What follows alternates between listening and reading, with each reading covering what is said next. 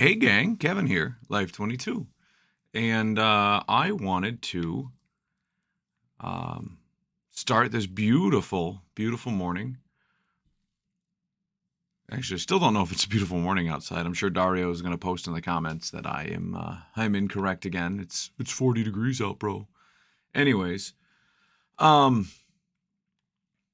I wanted to jump back into the Alderman races. We had some posts yesterday morning after we did the podcast from a couple of the incumbents, and I figured I would delve into them as well as upcoming guests, talk about a few different things. So, again, this afternoon we have Della Moore in studio. So, stay tuned, listen to that. She is a fan favorite. Everybody loves Della. And then, let's see.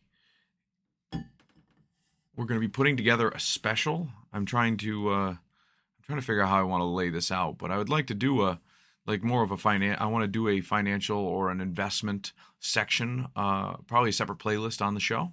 It might be different than the morning show. I'm debating how I want to do that. I want to debating if I want to just kind of talk about the topic of the day on the morning show, if it's going to be local politics or if it's going to be something different, maybe more than just your drive to work. So.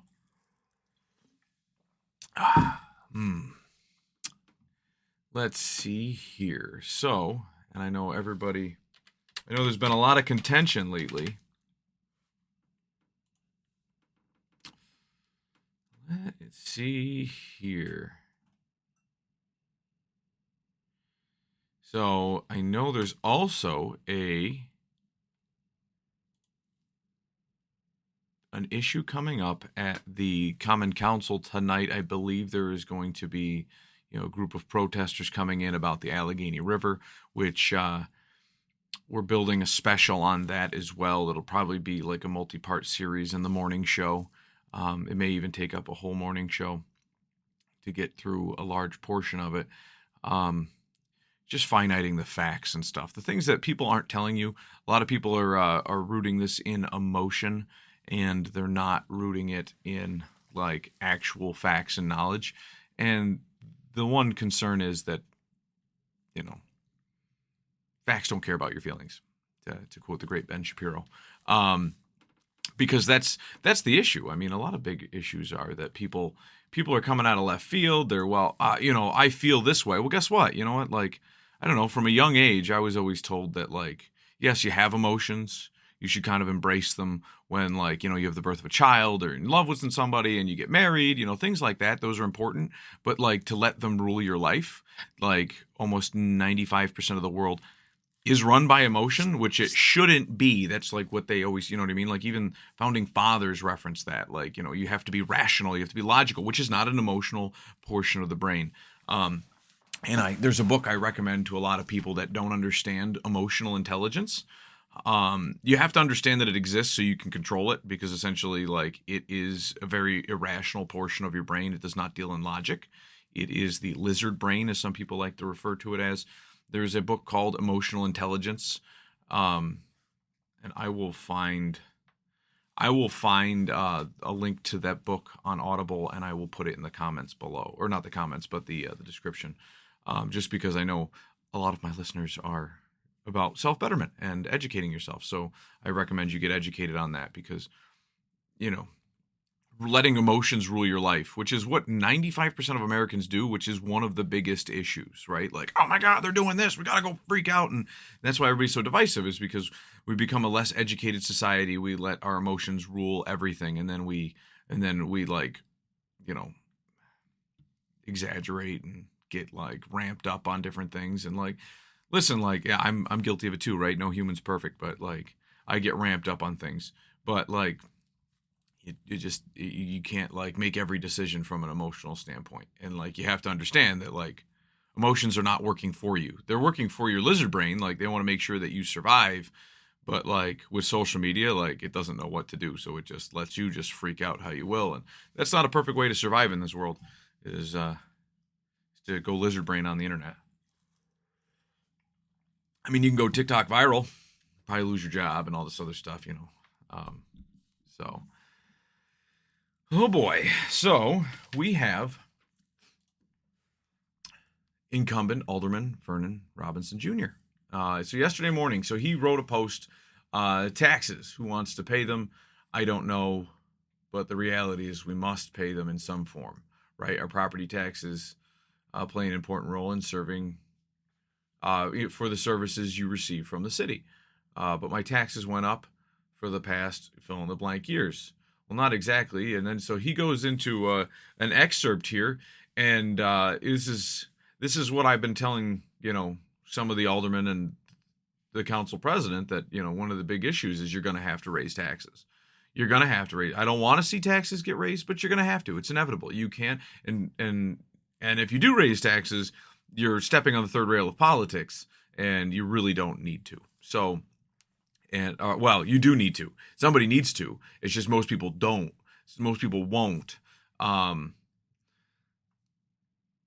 so here, and then we're breaking the tax cap. So I implore you to go to his Alderman page on Facebook and read the post to its entirety. But then in this, he posts a screenshot. Let's see here. He posts a screenshot from, it looks like the City of Olean, New York tax rates per thousand of assessed valuation. So I do need to dive more into this, but I believe, like, where he's saying that we haven't raised taxes significantly in the last many years, since 2011. We've stayed at the tax cap.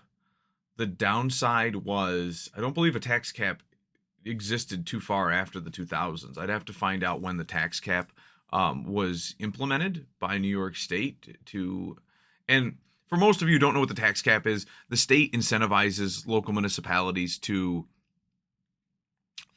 not increase their property taxes, by so much each year. If your municipality doesn't break the tax cap, you get like an additional like rebate in a separate check or in your star exemption check from the state. There is a rebate if they don't break the tax cap. And it's so inconsequential. Like when they go up 1%, I mean, we're talking like $20 a person, but then the state gives us like money back and it's like $50 a person if you don't increase the taxes. It's like, well, but if they go up 1%, so they go up 2%, you make $10. You know what I mean? Like it's an inconsequential number to increase taxes by a percentage point, right? But it's also an inconsequential number to like, why is the state handing us that money back? Like, then don't take our money in the first place if you're just going to hand it back. Like, why don't you just give it to our municipality? Like, hey, here's all the money we would have given your constituents, and so you can use this to offset the taxes. Like, oh, that would be phenomenal. I would love that. But so it disincentivizes municipalities to break the tax cap and incentivizes constituents to push their municipality don't raise taxes. And it's like, but you have to raise taxes because, like in the last couple of years, inflation has not, the taxes have been outpaced by inflation. So like, and the costs of goods that the city pays for, the city uses for repairs, the city pays in wages, that goes up significantly. And every year, like a 1.5% tax increase would keep you on the level. But when you miss a year or you're below it a year, like now you have to play catch up. So, and if in years where it's like 8-9% inflation, like you really have to like compensate for that. So it is, and it's compounding, which it adds another spectrum of, complication to the situation. But if you look at his screenshot here on the post, it starts in 1987. 1987, and it shows a 5%, 7%, 11%, 0% increase, 9%, 10%, 8%. So like if you would try to like use these numbers to get in the heads of the Common Council at the time, but you're also looking at the tax rate starts at 49.25%, or tax rate per thousand. So a 5% increase is $2.33 per thousand. So if we pull up a nice calculadora, let's see here. So if your house is an average house in Olean, pre-COVID, the numbers are easier that way. Your house is worth $50,000, right? Not $50, $50,000.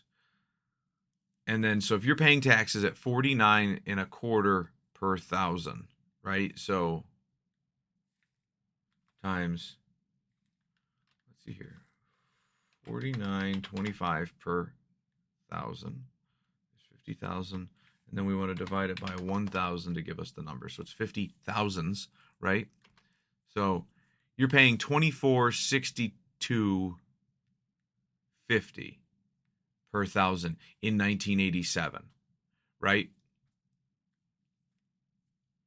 Well, if you keep following that, wow, and then it goes, so an increase was $2.33, right, per thousand. So if that same $50,000 house went up by $2.33, it went up by $116 back in 1987, right? Well, by the time they ended this in 2010, taxes had to go up so much to cover costs that you were paying $170.98, and that's just, and I don't know if this incorporates the school taxes and the county, or I don't. So once we get to this next part, this is why I don't believe it does. But because I know right now we are currently at about $54 per thousand, and that's aggregatively across every metric: the school districts, the school tax bill, the county tax bill, and your city. So you would have been paying an extra $116.50 per thousand for that, 5% increase, right? So divide that by 5. Oop.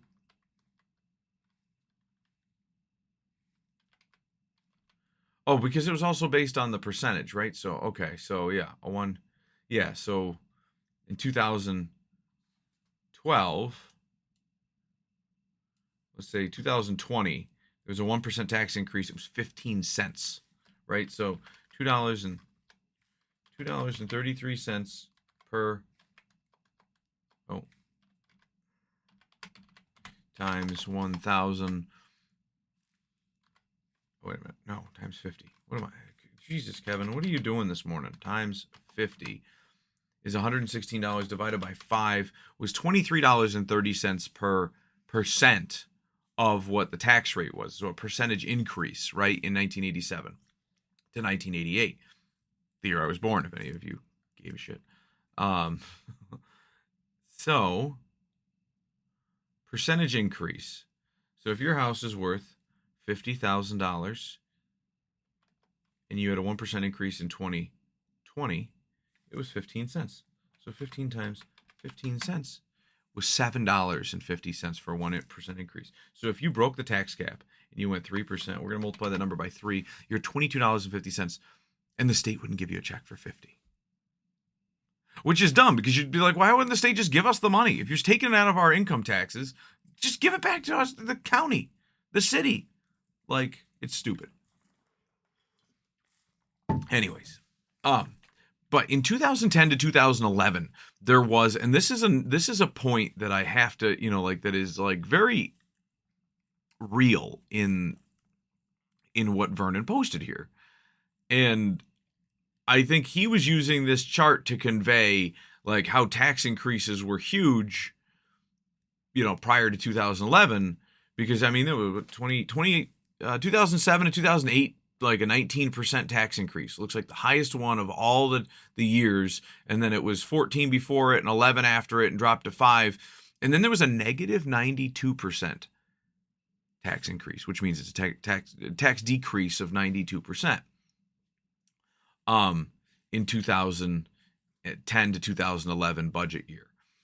So the city's budget runs June 1st. Like for example, this upcoming year is June 1st of 2025 to May 31st of 2026.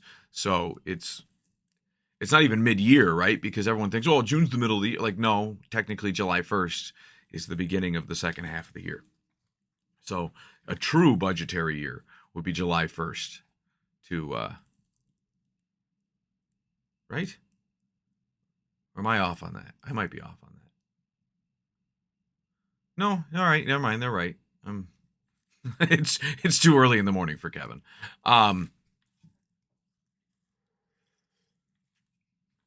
So they do a half year fiscal year versus your standard, calendar year fiscal year. But there was a tax refi, or not refi, a tax adjustment or a reassessment that is done.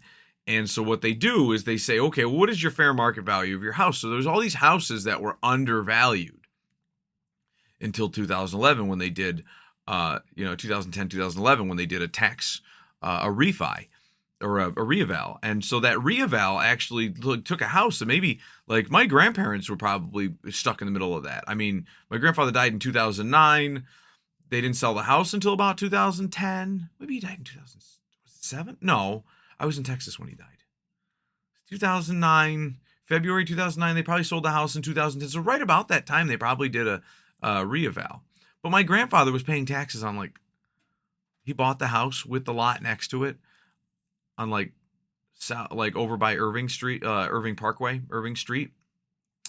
And it was, Jesus, I think my dad used to tell me he paid like 10 grand, 9 grand. And then eventually with tax increases, and little assessments here and there, or the reassessment they did probably prior to 1987, because they bought the house in the 1960s. And so he was paying I think by the time they sold the house, the estate, the assessed value at the time was $16,000. They sold it for 30,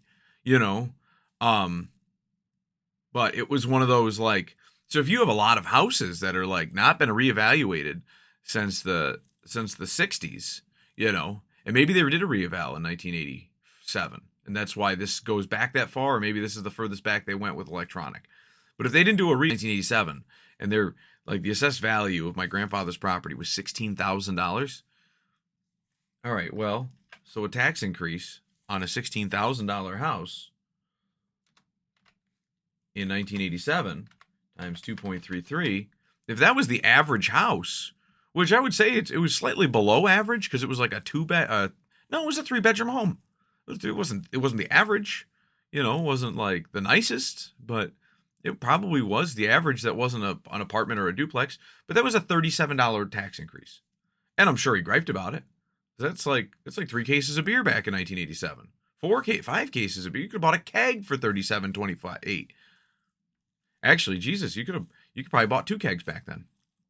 Because, in 2006, when I was in high school not buying kegs, but I happen to know the keg prices, because you could get a keg of PBR for $32.36. Remember that, duly noted right up here. You go, and the year before that, they had passed that stupid $105 deposit thing. So you had an investment in a keg for sure, and drove a lot of people to Pennsylvania where the deposit was only $10.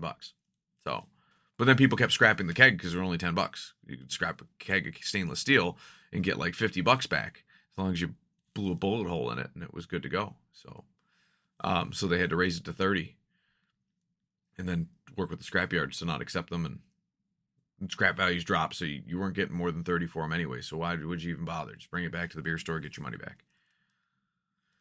Anyways, another tangent. Thanks, guys. Anyways, so in 2011 they dropped. So the price per thousand on tax rate was $14.44. So if your house was probably only worth or only appraised at $25,000, let's just use that as a high number. $25,000 times 49.25. You were paying for your city tax bill. You were paying $1231.25 a year. 123,125. That's what you're paying. You're paying just over $1,200 for the city for your tax bill, which is right around normal for nowadays. So it's been kind of consistent, really. Well, no, it's dropped. So that's got to be. Houses must have been appraised at a lot lower. And I'm wondering, I would see, like I said, I have to do more research into this. But these are the things that you don't understand about a refi. So a lot of the houses, I would like to know what the average house was worth during that time period. So you could see when it gets up to 170.98, like before they did their reeval, they probably had houses that were appraised at $10,000 because they hadn't been evaluated since the 1910s. It sounds like $10,000 house, or even just keeping that number solid. I doubt you had too many houses worth 25,000, at least on the tax rolls is what they were appraised at. 25 times 170.98, which is where it ended in 2010, right? You were paying $42.74. Price per thousand. I wonder if they also separated. Maybe you got one bill during that time period too. I wasn't paying tax bills at that. Well, I may have. No. My dad used to gripe about it too. Oh, I got 3 different tax bills to pay. No, it must have always. I just wonder what they did until the refi. So now all of a sudden they go through and they're going to reappraise homes, right? So this is a notice of something that you should be thinking about, though. If they're reappraising homes and now all of a sudden your house is significantly, they don't just go through and say, hey, we're charging you $170.98 per thousand on the assessed value of your home.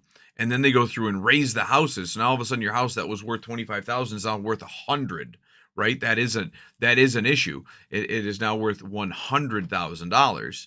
Okay, well, they're not going to charge you $170.98 because if your house was 100, well, this should be easy math, right?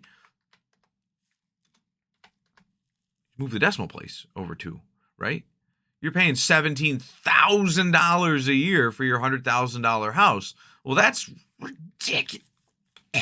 Sorry, excuse me. That is ridiculous. And there's no way they would do something like that. And that's why there is a 98% or 92% tax decrease, because they reevaluated. And then it says right at the bottom, oh, there it is, right at the bottom. There's a little asterisk next to 2010, 2011. And it says first property reassessment since 1968. 1968. So if my grandparents lived around the corner in a house when my dad was born in 1954. And he said when he was a boy, they moved to the house that eventually my grandparents died. They didn't die in the house, but you know what I mean? Like they died. That was the last house they owned before they passed away. And I remember it being worth like $16,000 on the tax rolls. That's not what it's actually worth. It's just what the government says it's worth because of the reeval. So they go off of like previous sale price and things like that. And they track some of that data. They track if you pull a building permit that does a remodel. If you pull a building permit for a roof, they don't raise your taxes. At least they're not supposed to.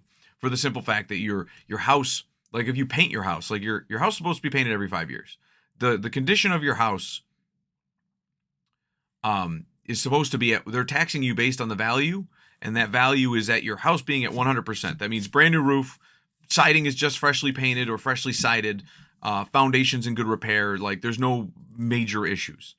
And what happens is if you let those things go because you don't want them to raise your taxes, all that does is when you go to sell the house, that drops the value, like the sale value. So, and then the sales value is what they base it off of. So if you owned a $100,000 house when they reevaled, and I would say they took that $25,000 home and they made it $50,000, or they made it maybe $75,000, right? Which would make more sense, right? So they haven't raised it since 1968, and they went up and they did a reassessment. And so you say 75 times the new rate in 2010, right, is $14.44. And this is why I believe this portion is the city's share. You're paying $1,000 for a $75,000 home, which makes sense, right? Because on average in the city, with between all 3 bills, if your house is worth $50,000, you're paying about $3,000 a year in taxes, give or take.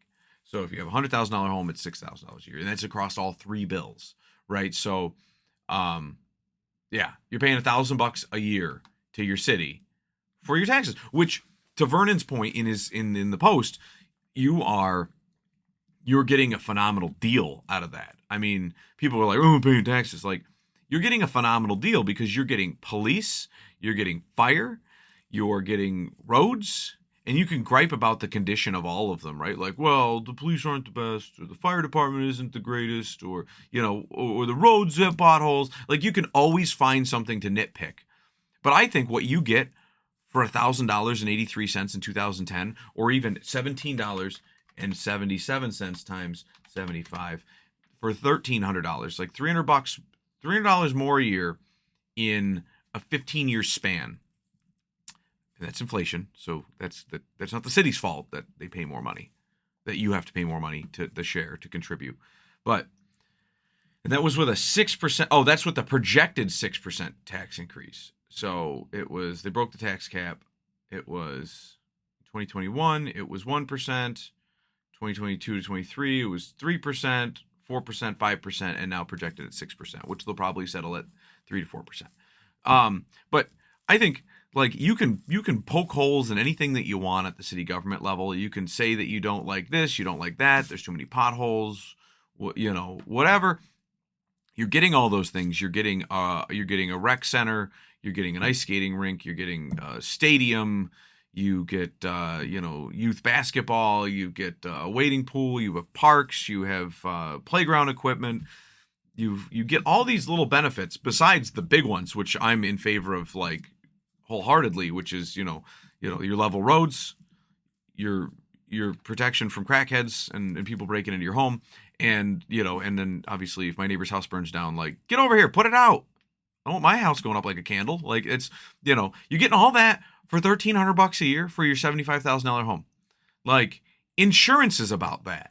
So, like, if you want the added protection of, well, if these things don't protect, like, and with the insurance, you're just getting, like, you could pay half that price and just get fire insurance. But if your house burns down, you want to build a brand new house exactly the same with the, the oak trim that maybe your house has at $75,000 in the city. You're not getting that for, like, less than $500,000 if you were to build new oak trim, mosaic tile flooring. Like, there's a lot of these, like, caveats. Like, you're getting a nice house for $75,000 only in New York, and you have to pay $1,300 a year in taxes. But you get more than you would get with insurance. Like, so actually, I would say you get less out of, a fire and ACV replacement, or in an indemnity policy to indemnify you all the way up to a rebuild, would probably be about the same price. So to protect your home, but that doesn't protect you from crackheads. That doesn't pave the road in front of your house. Like, that doesn't provide code enforcement. Like, it doesn't provide a lot of things with your insurance price. The $1,300 does. I was gonna say, I probably pay $1,300 a year for the insurance on my home. And my insurance adjuster ain't coming here to protect me from crackheads. They're not going to have somebody come, somebody comes, breaks into my house, kills me and my family, takes all our stuff. They're not going to be providing justice. They're not going to have an investigator show up. They might have an investigator show up to figure out what the house is worth when the estate goes to sell it. But I don't care about that. I want justice. I want justice for my corpse. Like, that's like. So those are all the things that you're getting for your $1,300, which I think is well more than insurance. Nobody gripes. Well, people gripe about insurance, but nobody gripes that, the difference between that. Nobody draws the comparable, right?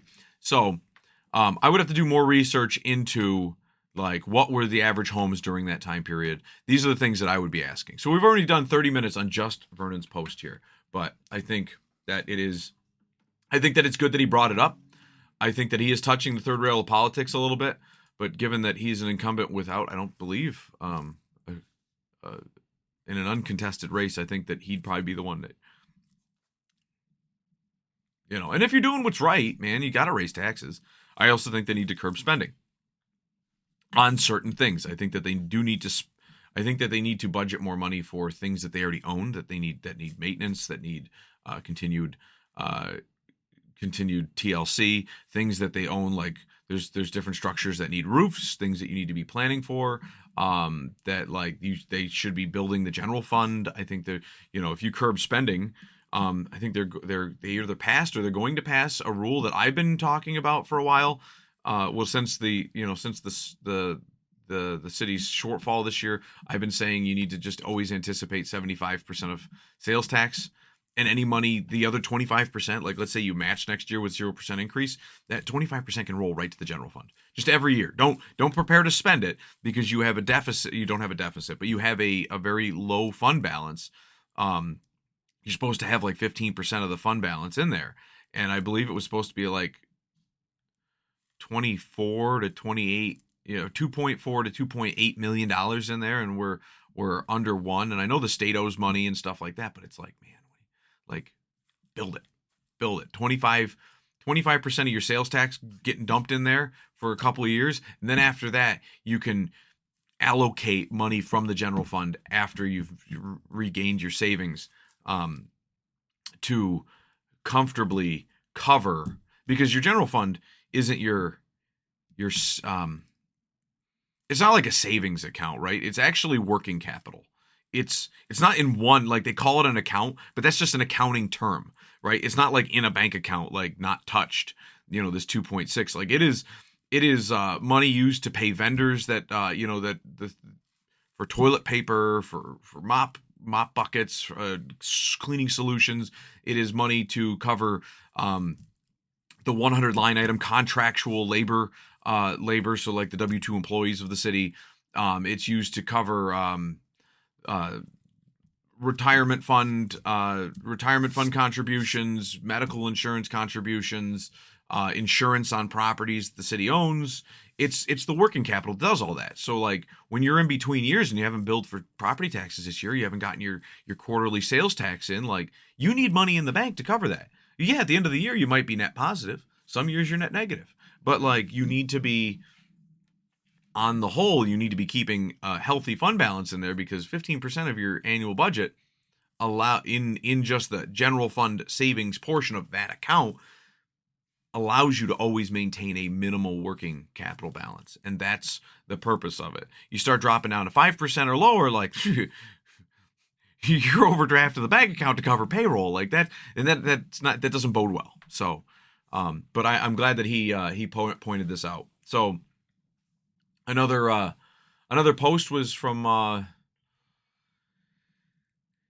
Sonia McCall. Over the past 4 years, serving my constituents in Ward 4 have been a tremendous honor in both 2003. So I've worked diligently. Let's see here. I look back at the past couple of years, my run in 2021, priorities. So she's kind of, I encourage each and every one of you to go there and do this. I appreciate your past support. Let's see. Your city faces many challenges. She talks about the city. So she's pretty much giving her speech here. I am running for re-election. So maybe she was making it formal. In November. I know that there's a lot of work to be done coming year. I've been endorsed. Okay, so maybe it was, because I did point out that she had, that her other one didn't point out, like I think it pointed out that they had nominated her, but she didn't point out specifically, come out and say that she was rerunning. And maybe that's what this is, an official post to do. She's been endorsed by the Democratic Party and the Working Families Party. I have to do research into that, because I always feel like I always say Democratic Party, but I don't believe I believe that's where the word derives from, but I believe their party title is Democrat Party. But maybe it is Democratic. It's one of those like, it's like when people mishear it and they go, "Oh, I'm an independent." And then they're actually signed up for the Independence Party, which was a thing a few years ago in New York, and we've talked about it on the show. I appreciate your past support. Request all further, I encourage anyone who wants to be part of the solution and has ideas to reach out to me through my city email. So, all right, and then she gives that below. So, I think that's some exciting stuff.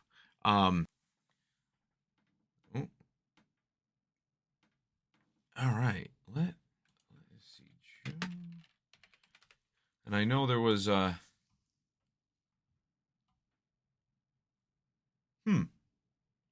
Here it is.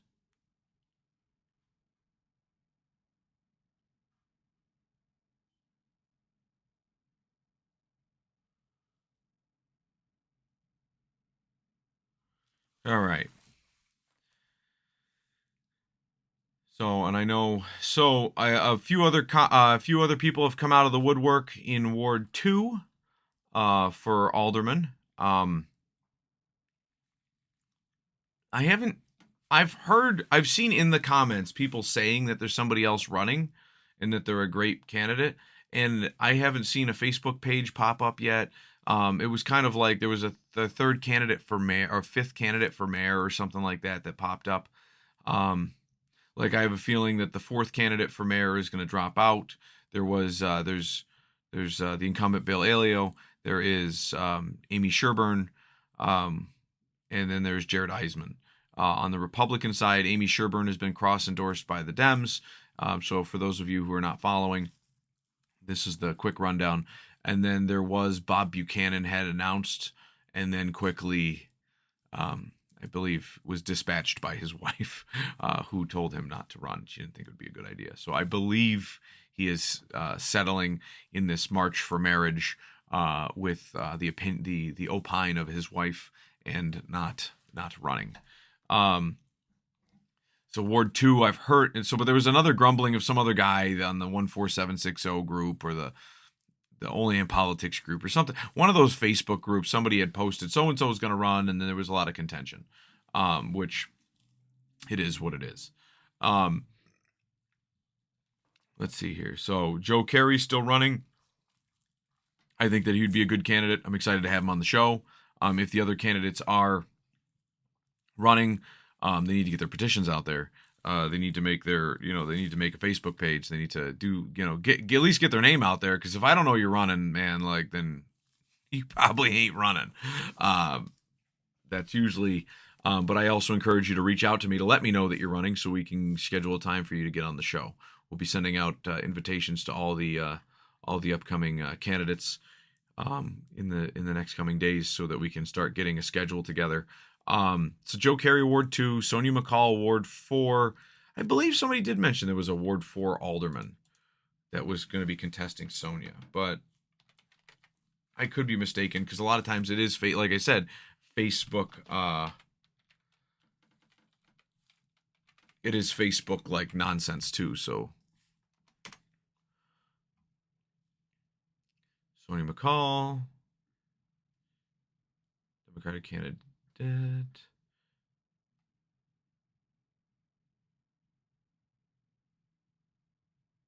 No. Yeah.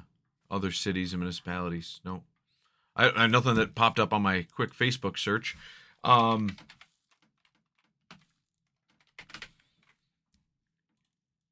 So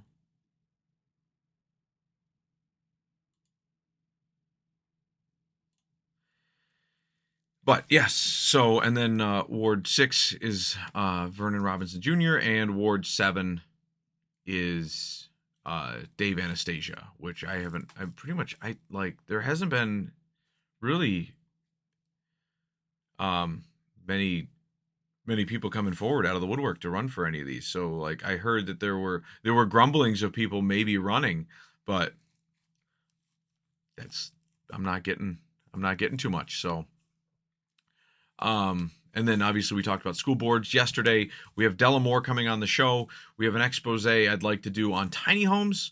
I'd like to get you guys some information on sewer discharge, the facts that they're not telling you, that would surprise you and probably put a lot of protesters to shame. And then I'd also like to do, and this is so actually this next part gets me into this. I know you guys don't like to listen to me talk for 40 minutes, but so there was the article we talked about yesterday. I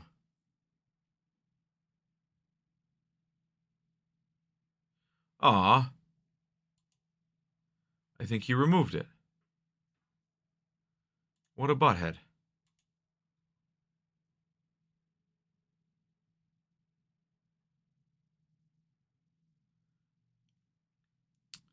So there was a few people on the Only in Stars page. There was one person in particular, and he didn't use a real name, and I know the Only in Star had an issue with it, and they've posted up a comment in the meantime. I was going to read that comment, but I didn't screenshot it, so I believe it's gone now. And essentially, the name on the account was, well, we know, and then who So anyways, if you break the word down, it's we know, N-O, who, H-O-W, or sorry, W-H-O, U, the letter U, and then R. And then the last two letters are E-F. So I'm assuming it was like a scare tactic for Eric Ferkel, who wrote the article. Like, we know who you are, Eric Ferkel. And it was humorous to see this because the person in there, I was trying to figure out who it might be when I was reading the comment, was because it was talking about, like, I'm corrupt Kevin. And I'm thinking, like, this person's out of touch.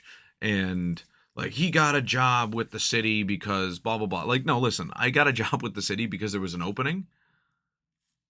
And because it was a better way for me to give back to my community than just being an alderman. Like, let that sink in. Like, I'm doing an HVAC job for half of what people in the industry are making doing an HVAC job. Like, and you can make the argument, yes, the city has insurance and they have, retirement and stuff like that. Like, whatever. Like, that's a nonsense. That's a non-starter because you're already getting 50% of your pay. Like, and the reason you take a job working for a municipality at a lower wage is, well, yes, the argument that, well, you get like 20% more in benefits than you would anywhere else. Okay, so now you're working for, 70% of your wage or 75% of your wage. Where's the other 25% then, huh? And that's what most people from the public and most municipal employees also miss too, is that the fact that you don't work for a municipality expecting it to be a great job. You do it to give back to your community. There's an altruistic portion. It's a good 25% of what you get paid. Like, obviously you can't volunteer at everything that you love. I love my community, and that's why I take that position. If the position dried up, I can find work elsewhere. Like, I'm not concerned about workload. I can find work elsewhere. But it's the fact that that's why you do it. So for somebody to be on the Only in Star comment section being, Kevin's corrupt, he played his position to get a job with the city. Like, no. I graduated into a higher benefit to my city. I could benefit my city in a better way. And that's what I do. Tireless hours. I'm the guy that if you go to the city, like, I'm the guy who doesn't take a lunch break. I don't take regular breaks. Like, I don't do these things. I'm yelled at for it too, because, like, I'm working so hard. It's like, well, if you work late, you have to get paid for it. Like, no, I don't care. Like, this is my city. Like, I'm willing to die for it. Like, that is, if it came down to my city or my kids, like, I'll take a bullet for them usually over, an elected official. But I'm just saying, like, this is, that you have to have that in your gut. And if you don't have that in your gut, like, that's what makes the general public not like a lot of, the city government, is because they get that vibe that not everybody has that. And you're supposed to have that when you're going into it. You're supposed to, like, work tirelessly and go above and beyond and have that hunger that we spoke about in an earlier episode from last week, that you're supposed to have that hunger, and most people don't. And that's the issue. Most people don't in most aspects of their life, and that's what separates the wheat from the chaff, right? And but for somebody to be on here saying that I'm corrupt, like, get out of here. I'm like the biggest advocate for, like, free speech and transparency. As you can see by the article that's above it, that's rich. Like, okay, well, that's rich because your misconception of Kevin is incorrect. That's why. That's what the comment said. This is rich. And then they're also making fun of Eric Ferkel. And I think the reason why they're making fun of Eric Ferkel, take Eric how you will. I can't speak for for his altruism as much as my own. But like with the Only Star, he's exposing the lies and the bullshit and the corruption. I think they're doing a phenomenal job over there, because there is. And that leads me to my last point before I let you guys go for the day, and that is that I'm also planning on doing an expose on corrupt politicians, starting from the top of our county down. And the first one that we're going to start with is most likely going to be the king himself, Michael Brisky, and that'll be a fun one. And I know Mike is probably watching this. Is probably somebody's going to clip this and send it to him and be like, watch it 45 minutes in. Kevin talks about you. Great. Bring it on. I feel like Elon Musk, in an extent that by me going down some of these rabbit holes to expose the corruption of our county government, that I am potentially putting my life at risk. Or, you know, I'll be the ire. I'll have gained the ire of, you know, the new district attorney or something, to have like false allegations pointed. You know what I mean? Like, it's, you know, it'll be fun. It'll be exciting. And bring it on, baby. Bring it on. I'm excited. So just a little tidbit there. And then don't forget to watch the show later, guys, because we have Delamore coming on. We'll have all new stuff, all great stuff, all stuff that you wanted to hear, that you're at the edge of your seat. I'm sure you're sitting there wishing, man, I wish my car ride into work was 45 minutes so I could listen to all of Kevin's rant. All right, gang. We'll see you next time. Life22.